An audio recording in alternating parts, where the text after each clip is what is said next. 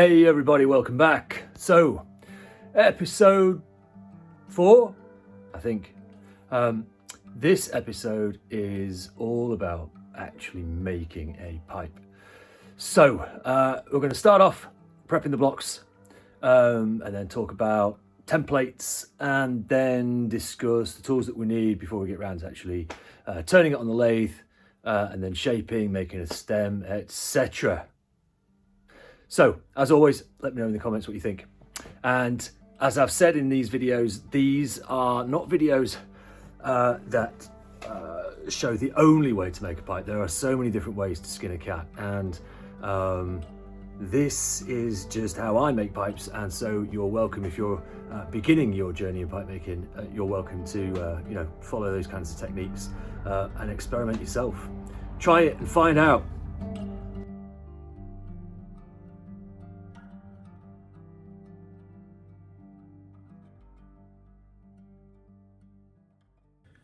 Okay, so the first step is to take your rough block that's come straight from the mill and square it up. And there's really good reasons for squaring it up, and I'll explain as we go through this video.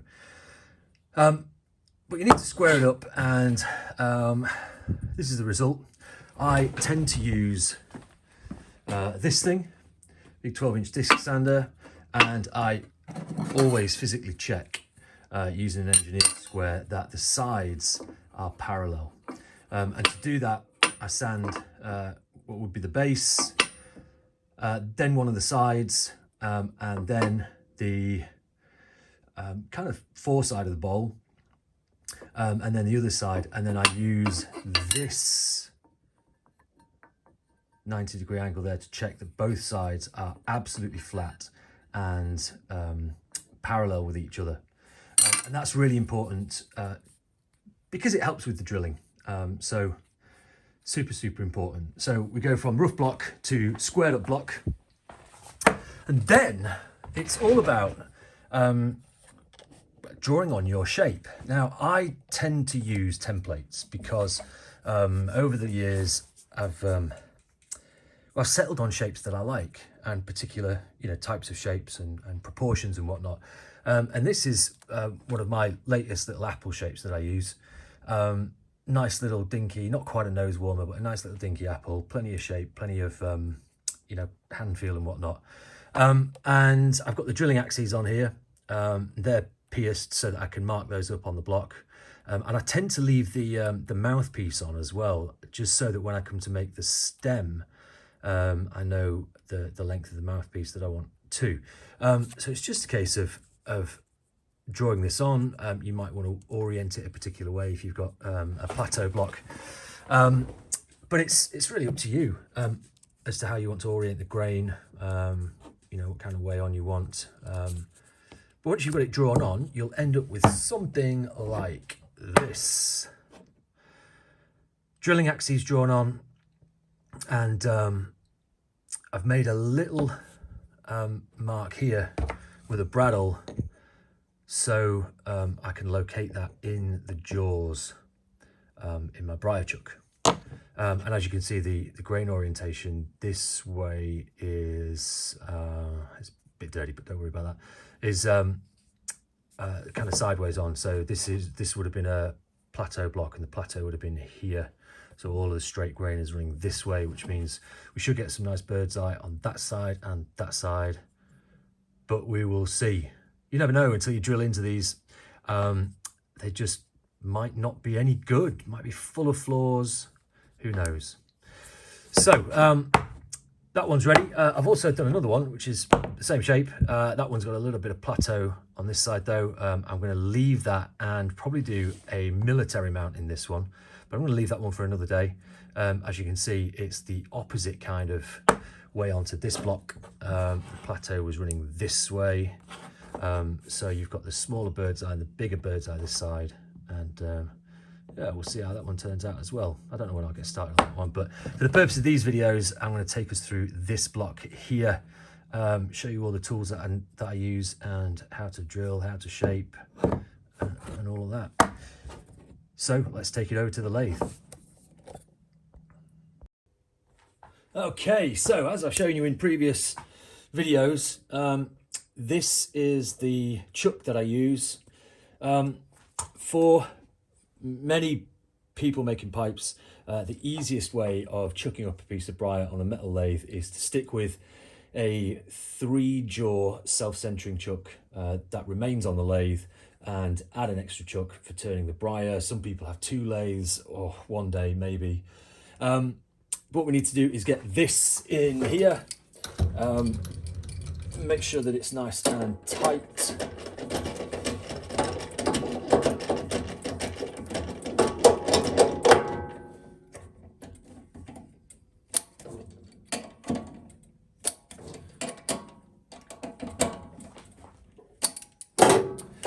And then it's just a case of chucking up the briar, and I'll show you how to do that. Okay, so this is just a case of opening up the jaws and setting everything so the drilling axes are where they should be. And I just use that little divot that I made to get the briar in the right place. And I'm going to use a ruler, if I can find it, a straight edge, just to ensure that that drilling axis is where I want it to be. And I'm just going to check, these chucks are pretty good, but I'm just going to check that the jaws are not spreading, that they're even on both sides as well.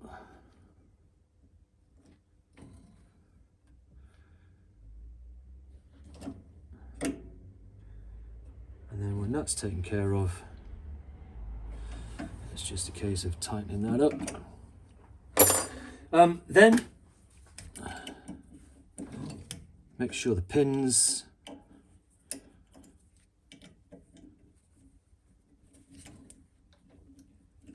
are in. You're going to be able to pivot your chuck around that, so pivot your stummel around that to drill the chamber. So let's have a look to see what's going on at the other end, and what's going on with the cutting tools as well. Okay, so in the tailstock, really straightforward, really simple. We've got a Jacob's chuck, and well, that's it really. I'll show you more about that in a second. As for cutting bits, I'll show you the order that I like to do things, and some people are going to accuse me of overkill here, but what I'll first do is chuck this one and use that that center to make the first kind of mark drill and whatnot, and then I'll use a 6mm. I use a variety of different size mortises, but I'll use a 6mm just to cut the initial hole. And then what I'll do is I'll go in with this milling bit, which is about 6.5mm, and you can see I've got a mark on there for the depth. I like the depth to be about 15mm, and this one has a nice flat bottom, so you get a nice snug fit with your tenon. Then I'll typically use countersink, just to countersink the mortise, and then I'll go through the mortise into what will be the airway, and use a slightly smaller centre bit to start that hole as well. And then I use a little stubby 4mm, just to make that initial cut, and then I'll go in with a I can't remember what this one is. I think it's a carbide tipped 4mm to drill most of the airway. I like these particular drill bits because they're super sharp and leave a really nice finish. And then if I need to, I'll go in with a longer bit with a depth stop, and I use these Dremel wheels as depth stops because they're just really awesome to use. And I'll go all the way to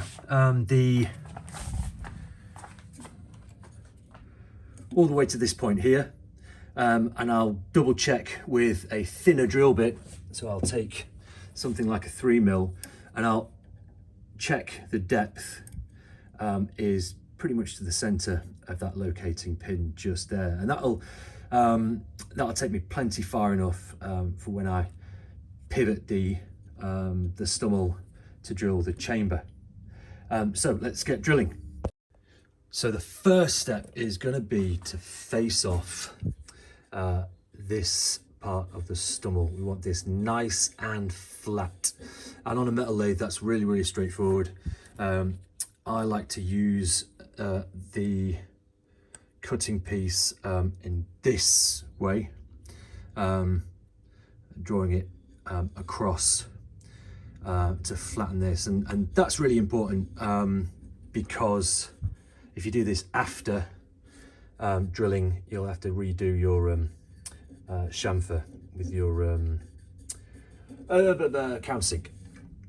And I always drill first, leaving all of this meat on, and I think I get better results that way, primarily because it doesn't wobble. If you're doing a thinner shank, there's more likely that you're going to get some movement in the actual, some play in the actual wood, which can throw off your drilling a little bit. So I like to just put a bit of oil on there to do the drilling first. So face off the shank here, and then drill, and then shape the shank, and then it'll be ready for pivoting to do the chamber. And a similar kind of thing, usually facing off the top of the bowl, and then it depends though, because sometimes you have a different angle, but I'll show you that in another video. Face off the top of the bowl, drill, or sometimes bore. But let's get drilling, and let's see what happens with this one. Let's go.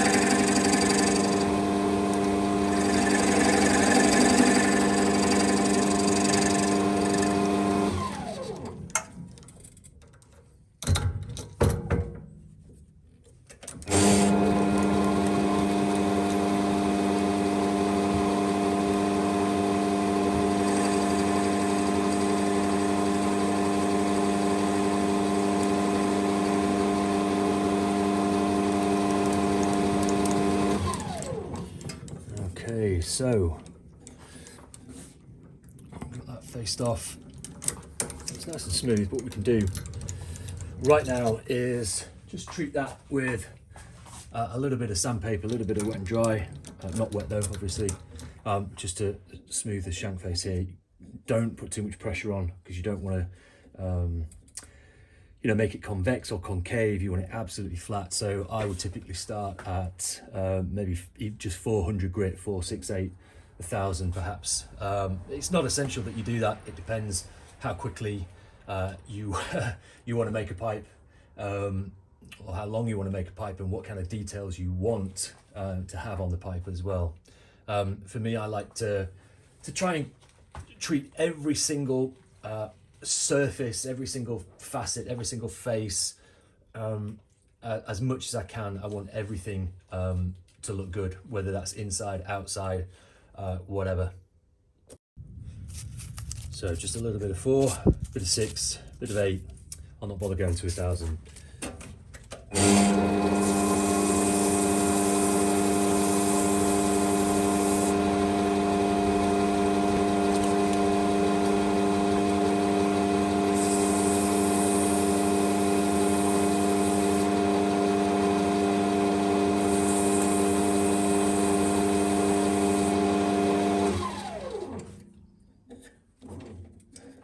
So that's a nice finish. Onto the drilling. Okay, so start with this center drill.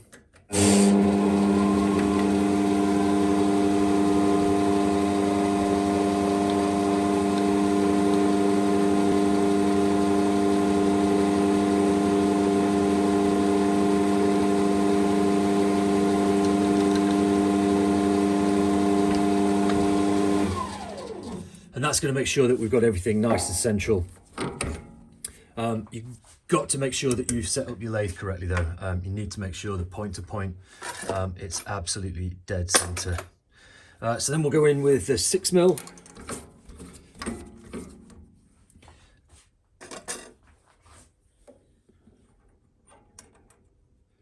And we want to make sure that we don't go too far. That's all we need to go.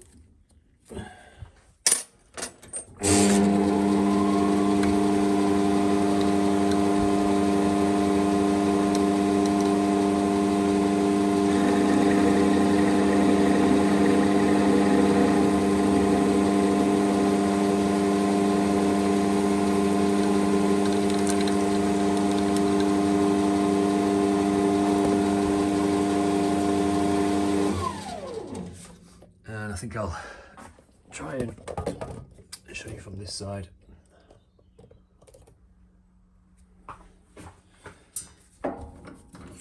So we started the hole, the tenon, the mortise, sorry, and then we're going in with the finishing bit, which is that milling bit. I don't know if I can get this a little bit better.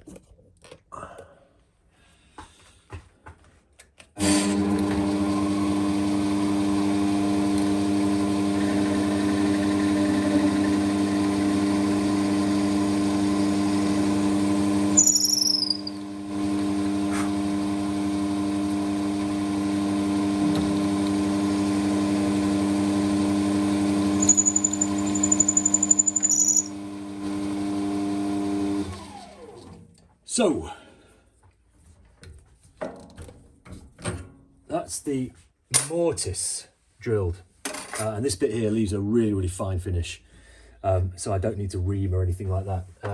Other sizes I don't have one of these, so I do tend to use a reamer for the 8 and the 10mm mortises that I do, but this one not really much point.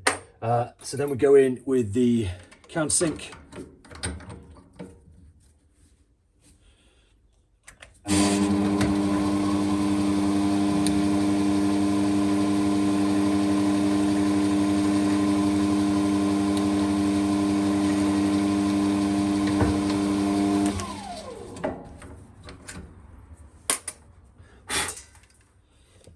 Show you what's happened.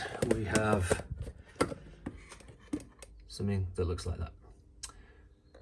So next we go to this centre bit that's a smaller diameter than the mortise, and then with a stubby, and then with a longer, and then if necessary on a pipe that requires it, we can go in with a longer piece. I keep like all of my stumble drilling stuff here, and all of my stem drilling stuff in this one. Just these are the ones that I use the most frequently, and as you can see, I've got loads of other bits that I might use for different pieces, different operations. So let's get drilling the airway. Hopefully it's not vibrating too much with the tripod resting on the lathe in this way. It's difficult. I don't have a lot of space around the lathe. What space I do have I kind of need. So what I tend to do here is lock the tailstock in with the center bit touching where I want to drill, and then just ease off, and then I know that I've only got to go 3 or 4 mil with that piece there to start the hole off. And that'll ensure that it's absolutely bang on the center of the mortise, and that's what I want. I want it absolutely bang on. I don't want it off center. I want it as central as I can get.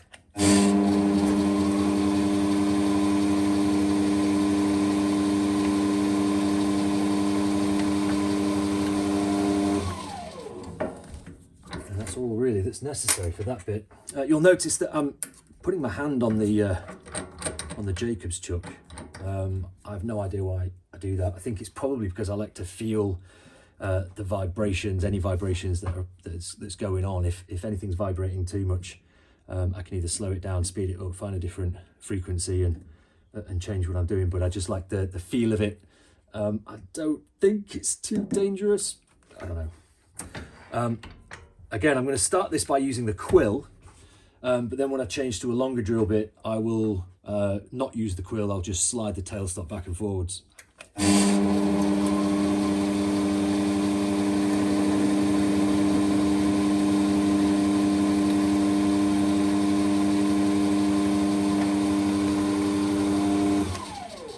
So that's the hole started, nice and central. I'll give this a little bit more length, and then I can just use the tailstock manually.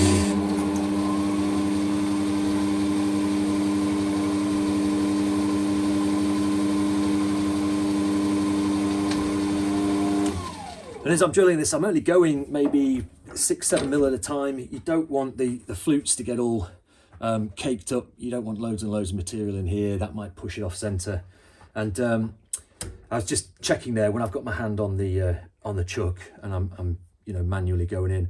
I can't feel any vibrations whatsoever, and that tells me that this is absolutely bang on center. It's not drifting off, it's not wobbling, and that's exactly what I want. So I'll go in with a longer piece. I'm just going to make sure that if I hit the end of the flute, I'm not going to go too far, and that's fine. And then I'll just have to finish off with a longer bit. So I'll get that one done.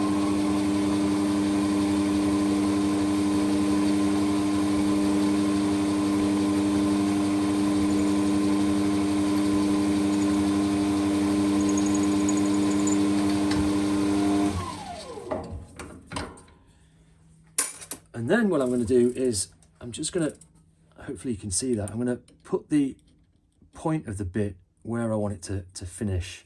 And then by eye, I'm going to set the depth stop just less than what I want actually. And then once I chuck this up, I can just nudge that to the final depth.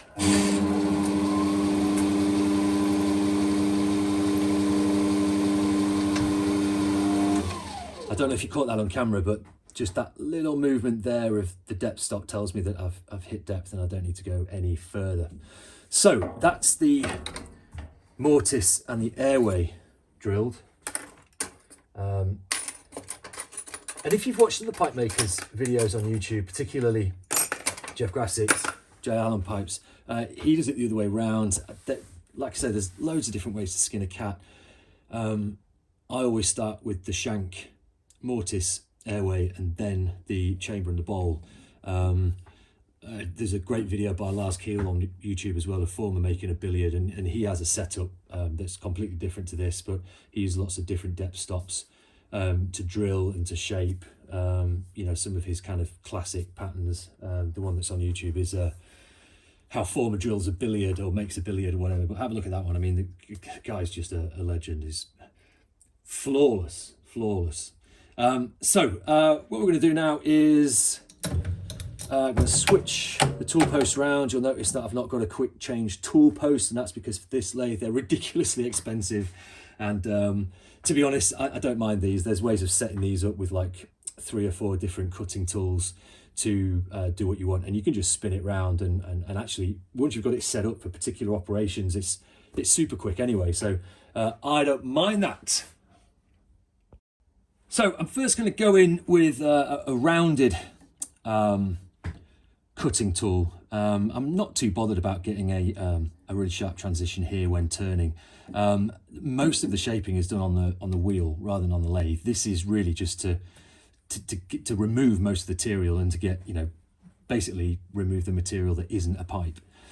So that's the first thing. There are lots of different ways of doing this.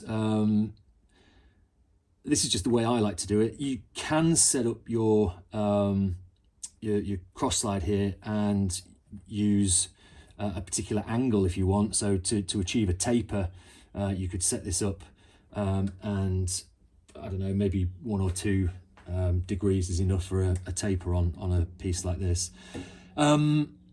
This is a fairly short shank. You'll notice that the shank length here is about as tall as the bowl height from the top of the shank.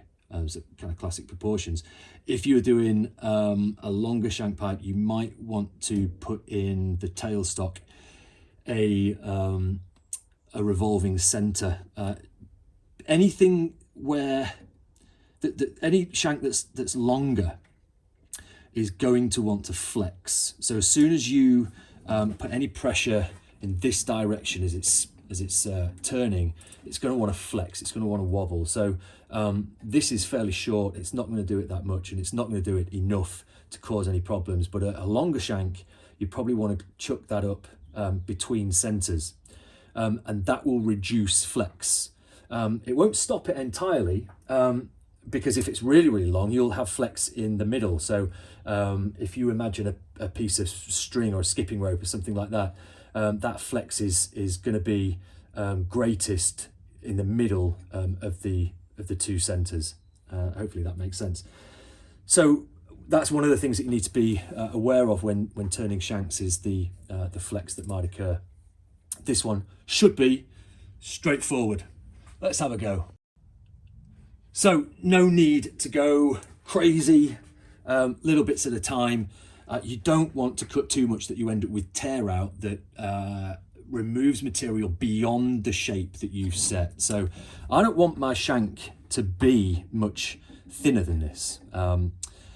So if I start cutting at crazy depths, and by that I mean if I go too deep with my cutting tool here, it's going to rip and tear out the wood. And if that goes beyond this diameter of the shank, then I'm going to have to reduce the diameter of the shank, either on the shaping wheel or turning. You don't want that tear out, even if it's a rusticated or sandblast pipe. It's just good to practice, good turning techniques and good turning etiquette, I guess. So let's have a go.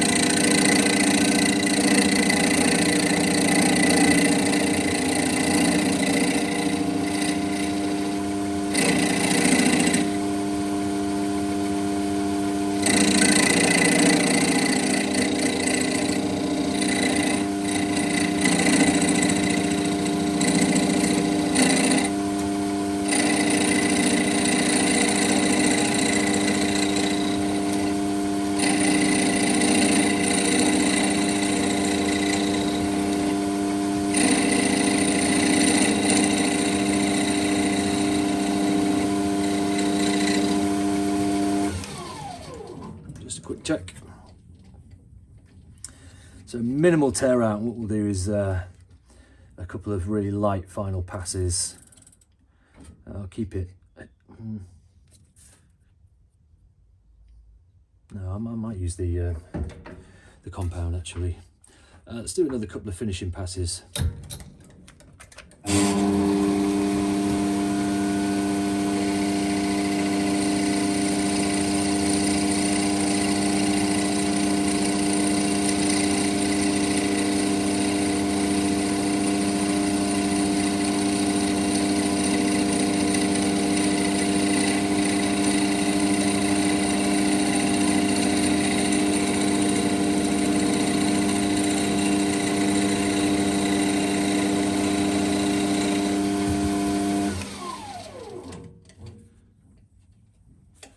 So absolutely no tear out there, which is really nice. Grain's looking good, few spots on it, but we'll see what this is like afterwards, whether we need to blast or not. You can see here that this is about the smallest lathe you can get away with. You don't have much space to play with in between a big Jacob's chuck like that, which I prefer, and a chuck within a chuck here. But let me set this up and we'll keep going. You might have noticed that I use 6mm square cutting steel, HSS. It's got a double bevel on the cutting edge. The first is at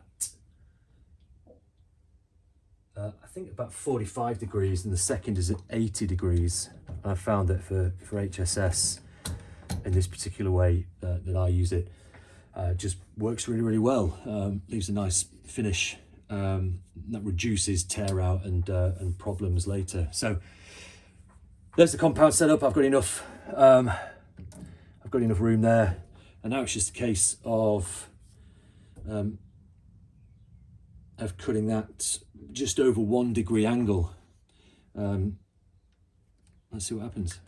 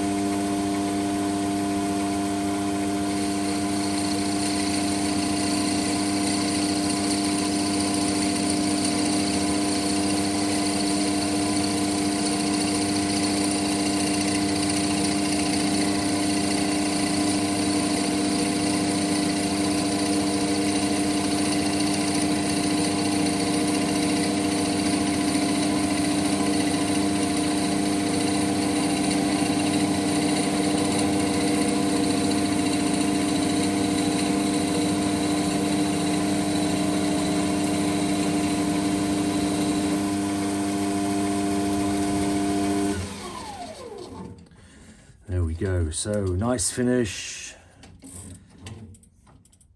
Got just a hint of taper on there, and that's all done.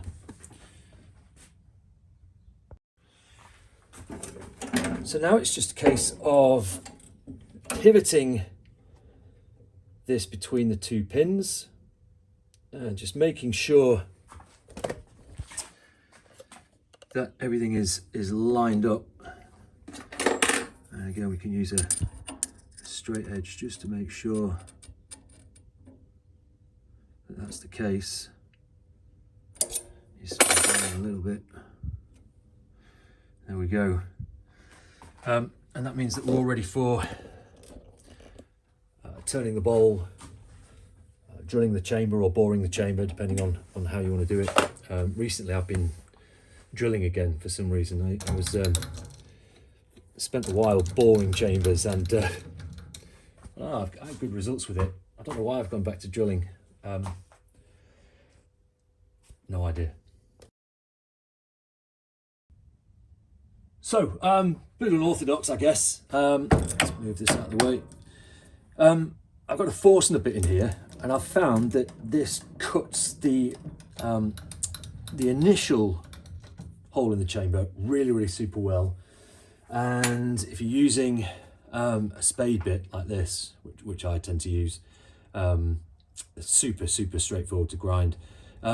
It just reduces any wobble, you know, starts the initial cut off, and I just find it really super reliable. But you know, pipe making is about experimenting, and I've gone through loads of different different tools, different cutting tools, different techniques over particularly the last 2 years. This is just the method that I like at the moment. So like the face of the shank, I'm going to face off the top of the bowl first, then drill with a Forstner, and then come back with the spade bit.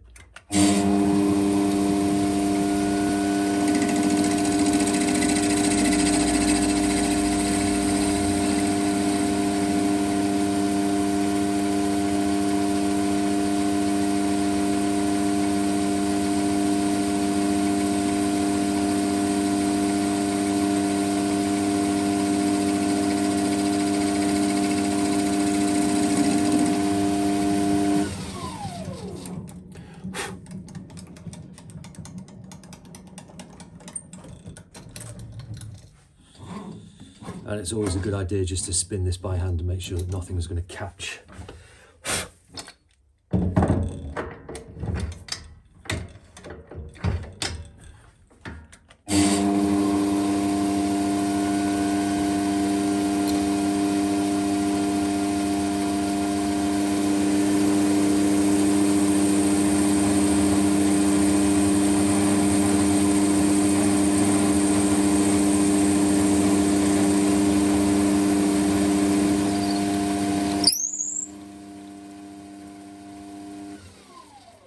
One thing you might encounter, depends on your workshop. My workshop is not airtight whatsoever, and it gets absolutely freezing cold in the winter. And if it's damp, I mean, you know, the British Isles is kind of damp anyway.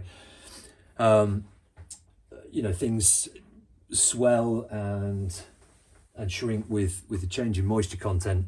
You can see here, drilling this, the heat is causing the moisture to be expelled out of the block here. That's not because the block's wet, that is just the kind of atmosphere in here. And of course, the more we remove material on this pipe, the more it's going to lose even more moisture. But there's nothing really wrong with that. The only thing that you've got to be aware of is the change, particularly on the shank face.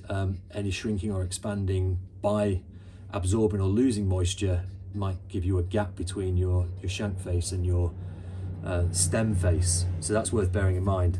But this is a job, you don't have to rush it. You can just take your time, leave it a couple of minutes for that heat to reduce and whatnot, and just keep going.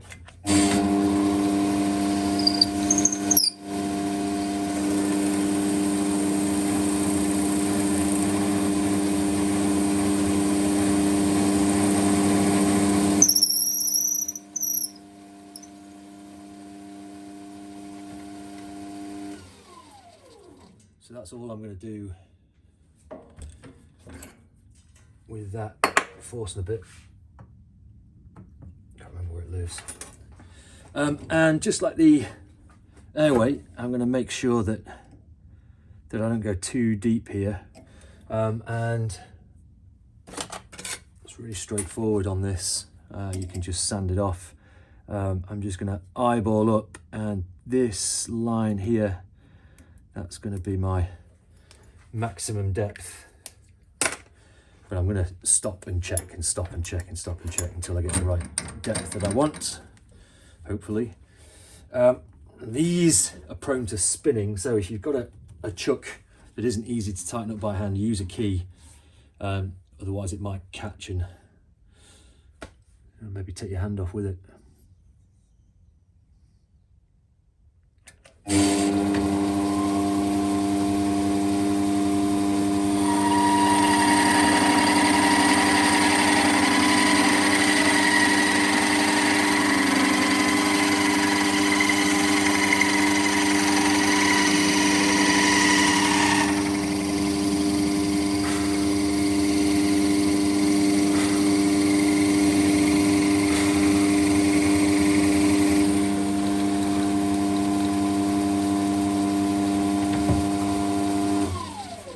So I have just sharpened this before I chucked it up, and you can tell by the shavings that it's leaving a nice smooth finish on the inside of the chamber. You don't want to tear out the chamber either, because you're just going to have to sand that back. As soon as you get tear out in the chamber, you know, no matter how much bowl coat you put on, it's always going to invite that extra bit of heat. You don't want that.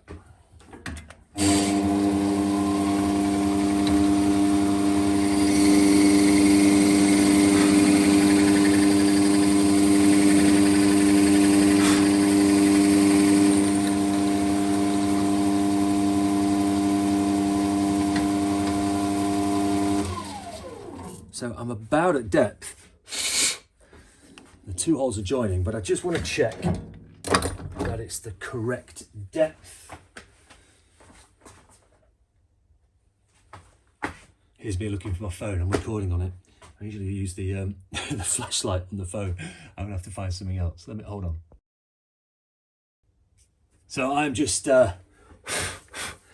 literally a fraction of a millimetre away from where I want to be, and then I'll see if I can show you the inside.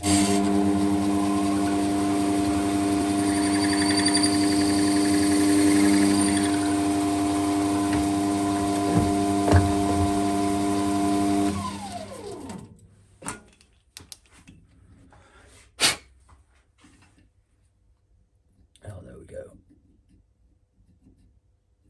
Perfect.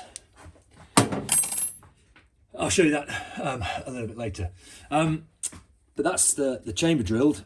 So now it's just a case of turning, shaping the top part of the bowl before we start thinking about the wheel. So for this, I'm just going to etch a sketch. I'm not going to use the compound slide because there's no point. I want a nice round profile on this. It's an apple. It's meant to be round. It's meant to be voluptuous. I don't really want any straight edges on any part of the bowl. I want some nice compound curves. So that's the aim. Let's see if we can do it.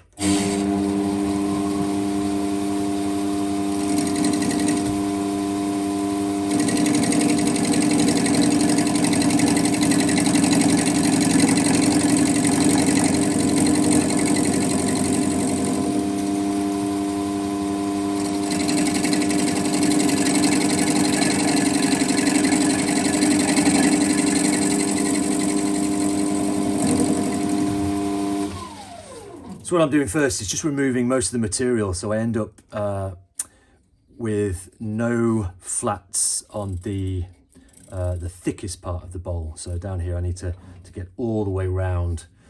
I was going to say something else, I can't remember what it was now. It'll come back to me. Let's keep going.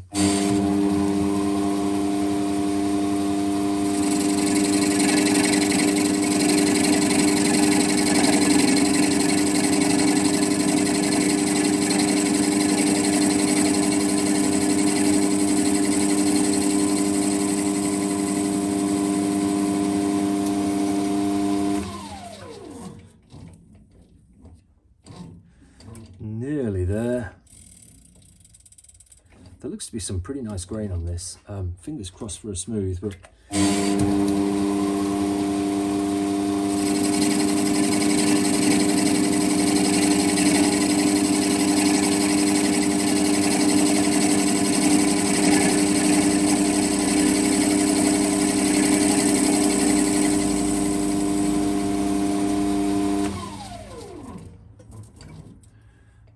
we're pretty much there. Oh no, look at that.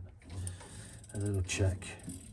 When you're turning, when you're eyeing up the shape of the pipe, just the same as wood turning, you look at this side of the bowl, and that where you can see the entire profile.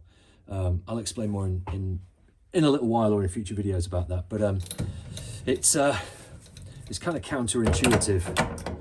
So I'm going to switch the tool round, and that means that I can now draw out the shape that I want.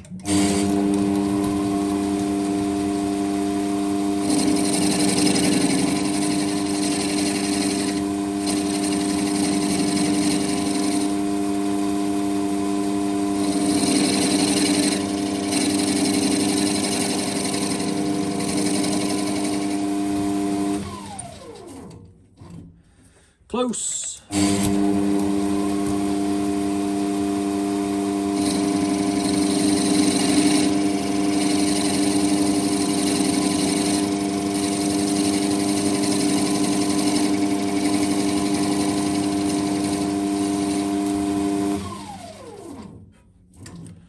Closer.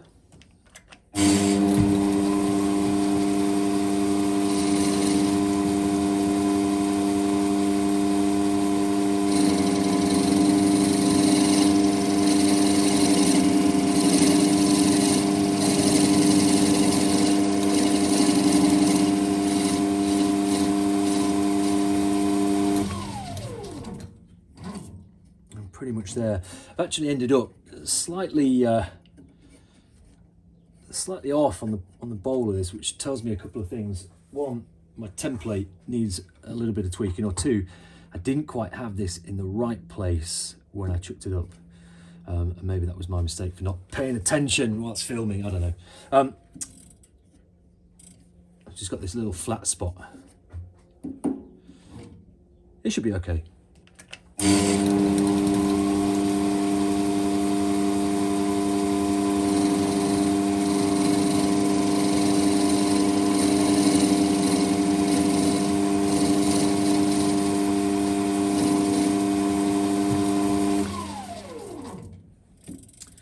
And I think I'm going to do the rest of that on the wheel. So the only thing to do now is figure out what we want to do with the rim. Personally, I don't like any hard edges, so I'm just going to take some coarse sandpaper and knock off that inside edge. The rest we can do on the wheel. Just got to find some sandpaper. Where have I put it?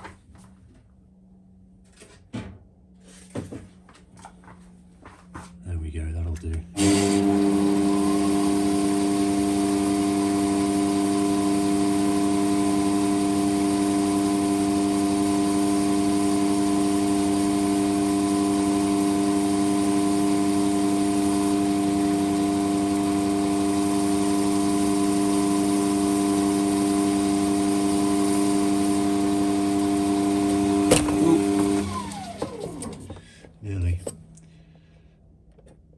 So, there we go.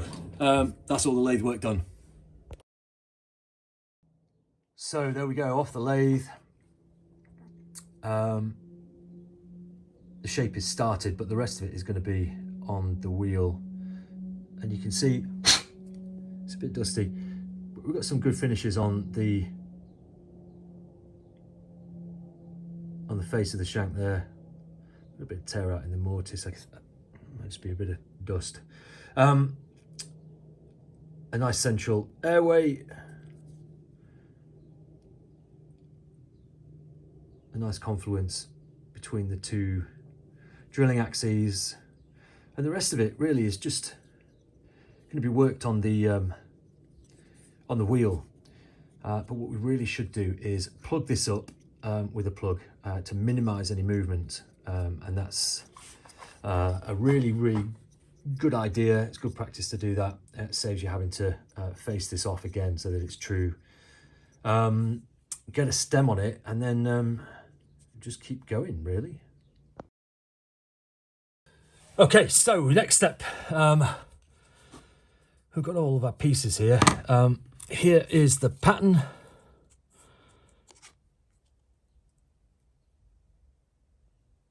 And it's looking pretty good. I think I lost a bit of width on the top there. Now, we know that the mortise is about 15 mil. So we need to add that on to the length of the stem. So you can do it one of two ways, can't you?